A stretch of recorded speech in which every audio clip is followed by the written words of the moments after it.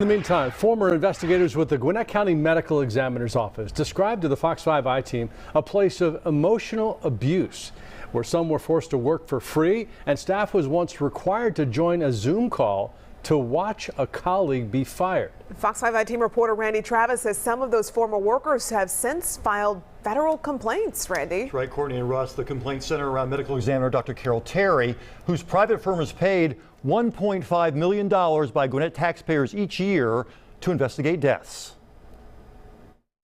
I swear it's like herding cats. The Zoom invite in March went out to all Gwinnett County Medical Examiner staff the night before. At 9:30 a.m., Dr. Carol Terry had something to say. We just can't go on like this. I didn't really want to get into it, but what I have heard from each person here is that you don't listen. The medical examiner was directing her comments at this woman, Shannon Volkodov, an investigator hired by Terry 4 weeks earlier. Volkodov had already spent 16 years in law enforcement, recently serving as public information officer for the Gwinnett County Sheriff's Office. She was home recovering from COVID-related pneumonia. With no warning, she was about to be fired over Zoom in front of everyone. I mean, there's nothing that's happened that's so terrible that I have to get fired. You're being kind of incredulous that you've had even this kind of impact on people, almost smacks of you're calling me a liar, and that I assure you is not the case. No, wait. No, not at all. Don't talk over me. I honestly didn't think that anybody would believe me, because I would never have believed anyone if anyone described this toxic environment under the leadership of Carol Terry. Volkodov is one of 5 former employees who met with the Fox 5i team to complain about working conditions inside the Gwinnett Medical Examiner's office. Has anyone here been yelled at by Dr. Terry? Oh, yes. Yes. Does she belittle you? Yes. She's a bully. The medical examiner has an important responsibility. Staff investigate all deaths, unexpected or unexplained. Last year, Terry's office handled more than 2,000 cases. They're on pace for similar numbers this year. But when you do the work, you probably expect to be paid. Did anybody here work overtime and not get paid?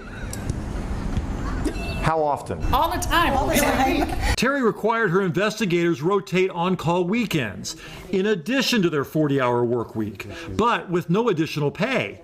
She considered them salaried employees, exempt from overtime rules. She just willfully just said, no, I'm not paying them, period. So you got 72 straight hours. You got, maybe an hour sleep in those 3 days. The phone rings all night. Literally falling asleep in the morgue because you haven't had any rest. Only after Bob Bumgarner filed a complaint with the Department of Labor in September did Terry decide to limit her people to a true 40-hour work week. Employees would certainly get paid overtime if they were county workers, but Gwinnett is the only metro county that uses a private company for its medical examiner. Dr. Terry's Forensics Pathology Services gets paid a flat fee. In the most recent budget, about $1.5 million a year. I want to do what's right. I want to comply with federal law and intend to. We're making sure nobody's working over 40 hours a week. Why didn't you do that before? Because I didn't know that was an issue. Terry told us no one had ever complained about the overtime situation in her 15 years as Gwinnett Medical Examiner. If no one says anything to me, I'm not going to know about it. Terry could be ordered to pay double or even triple back pay if evidence shows she willfully ignored the law. I feel like she didn't care about anybody else's time.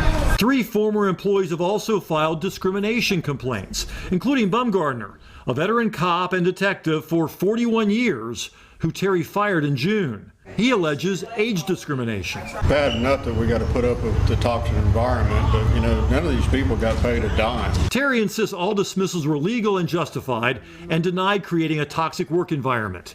And yet, there is that Zoom room you're fired moment. So I'm shocked and just incredibly disappointed, and really would like to ask you to please reconsider. I've already, made up my mind that we can't go on like this. It was not intended with any malice. It was intended to be supportive. It was a terrible idea, and it's something I will never do again. Do you owe her an apology? Absolutely.